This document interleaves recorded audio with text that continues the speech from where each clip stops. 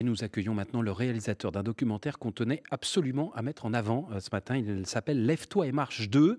C'est la suite d'un film qui avait rencontré un grand succès public et critique Oui. il y a 2 ans. Bonjour Mathieu Firmin. Bonjour. C'est votre histoire que vous racontez. Dans le premier numéro, vous avez filmé votre combat pour remarcher après un accident vasculaire cérébral. C'était aussi une histoire d'amitié avec 3 patients rencontrés à l'hôpital. Le documentaire se terminait au moment de votre sortie.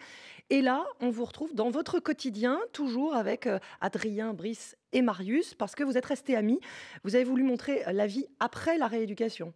Exactement, c'était très important pour moi de raconter l'après-hôpital, parce qu'évidemment, C'est c'est pas là que les fini. vraies choses commencent. Et je voulais avoir un regard, pareil, sur le handicap différent et raconter le handicap différemment dans la vie au quotidien. Alors des 4, vous êtes le seul aujourd'hui debout. Les 3 autres sont en fauteuil après un accident de 2 roues et ils ont appris à rire de leur vie assise. On écoute un extrait. Ça marche pas. Non mais c'est vrai. Bah tu sais dans la pub là on se lève tous pour Danette. Bah on a essayé hein. On s'est pas levé. Voilà, c'est tout. Ça va pas marcher. On s'est fait avoir. Ouais, on peut peut-être porter plainte. Ah, on peut peut-être pas parce qu'on se lève tous pour Danette. Bah non, pas tous en fait. Bah voilà, la preuve. Alors ça, c'est le fil conducteur du film. Ils ont tous énormément d'autodérision. C'est pas un film pour faire pleurer, hein. Non, c'est pas un film pour faire pleurer, c'est pas un film pour dire que le handicap, c'est pas grave, mais c'est pour aborder la question du handicap, la dédramatiser parler du handicap sans tabou, mais sans qu'on soit triste et sans que ça soit Mm. sinistre. La vie peut être belle, malgré le fauteuil, malgré les séquelles. Oui, la vie peut être belle. C'est pas un film qui dit tous les gens qui sont en fauteuil finissent par être heureux dans la vie. Il y en a qui ne s'en remettent pas. C'est très très difficile. Mais pour mes amis, ils ont dépassé. Il y a une résilience. Aujourd'hui, ils sont heureux malgré leur fauteuil. Et c'est ce que je voulais montrer aussi. Alors, vous avez suivi Mathieu Firmin, Brice et Adrien à Las Vegas. Ils voulaient voir leur héros de motocross. Et Marius, lui, il est parti en Thaïlande, notamment pour faire de la plongée. Et sa maman l'a rejoint. Autre extrait. Fatigué, toi? Un peu, mais de dormir 2-3 heures, ça va repartir. Mais c'est lié à ton handicap, clairement. Ouais. Ouais, avant, je te faisais une journée, 7h, 4h du mat, sans rechigner. Et il allait au boulot le lendemain en plus. Ouais, Un petit vieux maintenant, quoi. un petit vieux. Un petit papy handicapé, Un petit- faut pas trop le bouger. Oh là là. Devant son feuilleton avec sa bière et point barre. Voilà, Marius en Thaïlande, les 2 autres à Las Vegas. Aucun n'a renoncé à ses rêves. Non, pas du tout. Et c'est ce que je voulais montrer. Ce qui est important, c'est de montrer que on voit souvent le fauteuil roulant, mais derrière le fauteuil roulant, il y a des jeunes. Et finalement, le handicap est une singularité. Ça veut pas dire que c'est pas grave, encore une fois, mais c'est une singularité.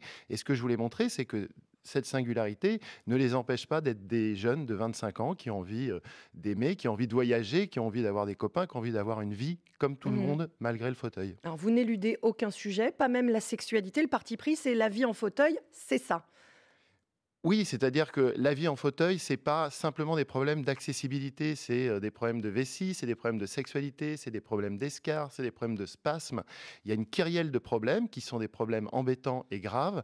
Je voulais qu'on aborde ces problèmes-là parce que souvent le handicap n'est perçu que à travers le fauteuil, alors qu'il y a énormément de conséquences qui sont invalidantes tous les jours. Il y a un passage en forme de plaidoyer pour le cannabis thérapeutique, on peut le dire.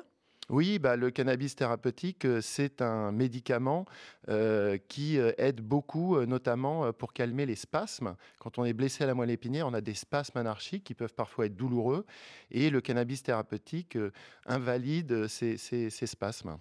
Alors ce film, il est à voir sur la plateforme Spicy, SPIC2E, 2,50 € en vidéo à la demande si on n'est pas abonné. L'intégralité des recettes sera reversée à une association. Oui, c'était très important pour moi que ce film soit utile au-delà du fait d'informer sur le handicap.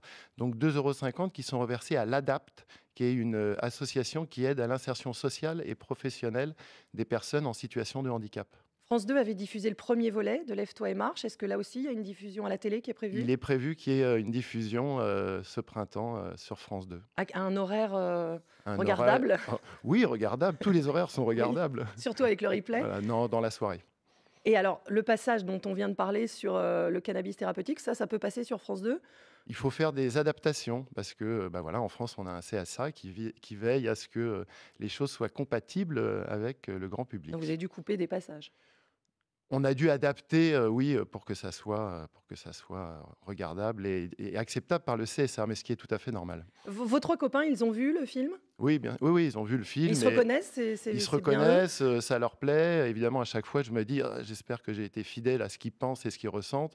Et oui, ils sont très contents et c'est un vrai plaisir pour eux de participer à ça. Ouais. Est-ce que vous allez nous donner régulièrement de vos nouvelles et des nouvelles d'Adrien, Brice et Marius? J'aimerais bien et ce que je dis souvent, c'est en fait, j'aimerais les retrouver d'ici 10 ans, quand ils seront installés dans la vie, peut-être mariés, peut-être avec des enfants, et j'aimerais bien voir ce qu'ils sont devenus à ce moment-là. Ça fera peut-être une suite, donc un Lève-toi et marche 3. En attendant, c'est donc le deuxième qui est diffusé sur la plateforme Spicy. 2,50 € sommes reversés donc à cette association dont vous nous avez parlé il y a quelques instants.